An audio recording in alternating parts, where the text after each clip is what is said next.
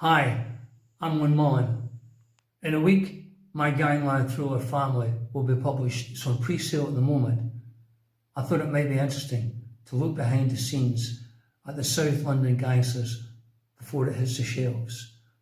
Over the next few days, I'll be reading extracts and telling you about the main characters and motivations, who they are. But I thought it might be interesting to look at the inspiration behind the book. Those of you familiar with my work will know I'm no stranger to the underbelly of the city, in print at least. Up in Glasgow, in the Charlie Cameron series, is Sean Rafferty and the infamous Rafferty family.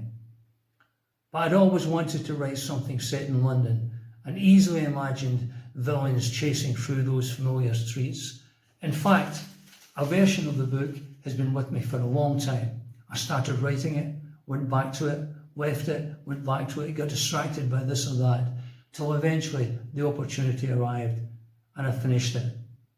It tells the story of Danny, Luke and Nina Glass, the Glass family, their internal and external struggles to stay on top. It's gritty and hard-hitting, and I hope you like reading it as much as I liked writing it. In the scene I'm going to read, the Glass family's pub has been attacked by a rival gang, the Andersons, and an attempt made on Danny and Luke's life. Luke, the observer, is listening to a conversation between his sister Nina and his brother Danny. Danny spoke to Nina without looking at her. "You can go. Just stay alive to anything unusual. You might not be number one on Anderson's list, but he'll settle for you if he has to. And leave your mobile switched on. I want to be able to contact you at all times. Our family's under attack. We need to pull together." Nina threw her head back and confronted him full on. "So that's it?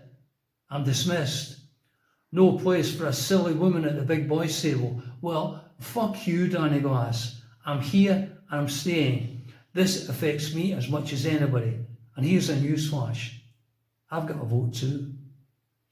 Before he could react, I jumped in. "Of course you've got a vote. What are you thinking?" The intervention worked, but it showed how brittle the relationship was. Nina said, "Anderson will do any of us, all of us if he can. But it's you he's really after." Agreed. "And take the heat out of the situation." "Yeah, how?"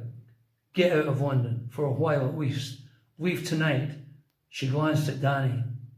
"He intends to go anyway." His right hand closed in a fist. "Until this thing's over, nobody's going anywhere. Get that through your skull. I need him here. Running away, and that's what he'd be doing, isn't an option. Not now, not any time. Don't mention it again." Nina faced him down.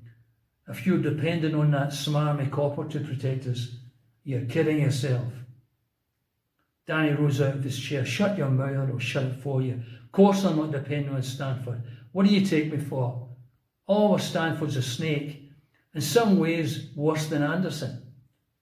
I'll have people on both of you, so you can forget that little disappearing act you're fond of doing in the middle of the afternoon." Nina blanched. Her jaw dropped and Danny smiled. "Think I didn't know about that? You must be joking. And by the way, in case you've forgotten, my birthday's coming up. There's a party in the pub. I expect you to be there. And that isn't an invitation. It's an order." When Nina left, Danny got up and paced the room. I waited a long time for him to speak. Eventually he did, and surprised me. "I blame myself.